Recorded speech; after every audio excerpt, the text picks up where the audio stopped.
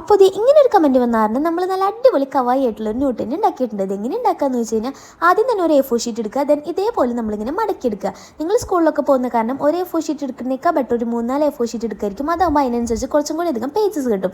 Then ഞാനൊരു pink pencil എടുത്തിട്ട് ഇങ്ങനെ കുറച്ച് ഗ്രിഡ് ലൈൻസ് വരച്ച് കൊടുക്കുന്നുണ്ട്. ഇത് എന്തിനാന്ന് വെച്ചാൽ അറിയാമല്ലോ, ക്യൂട്ട്നെസ്സിന്.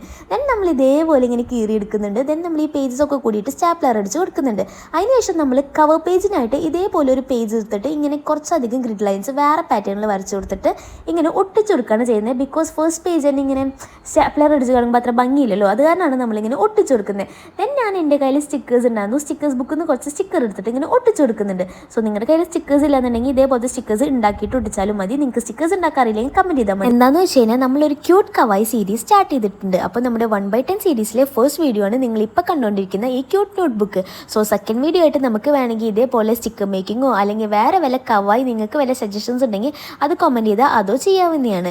ആൻഡ് ഓൾസോ നമ്മൾ പാരലായിട്ട് നമ്മുടെ നോർമൽ ക്രാഫ്റ്റ് വീഡിയോയും ചെയ്യുന്നുണ്ട്. സോ നിങ്ങൾക്ക് അതിനെപ്പറ്റി വേറെ വല്ല സജഷൻസ് ഉണ്ടെങ്കിൽ അതും കമൻറ്റ് ചെയ്യാവുന്നതാണ്. അപ്പോൾ നമ്മുടെ വീഡിയോസ് മിസ്സാവാതിരിക്കാൻ വേണ്ടിയിട്ട് ചാനൽ സബ്സ്ക്രൈബ് ചെയ്ത് വെക്കുക. ആൻഡ് ഓൾസോ ഇത് നമുക്ക് ഇതേപോലെ നമ്മുടെ റിമൈൻഡർ നോട്ടായിട്ടും ഒക്കെ യൂസ് ചെയ്യാൻ പറ്റും. സോ ഈ വീഡിയോ ഇഷ്ടപ്പെട്ടു കഴിഞ്ഞാൽ ലൈക്ക് ചെയ്യുക, കമൻറ്റ് ചെയ്യുക. ബൈ.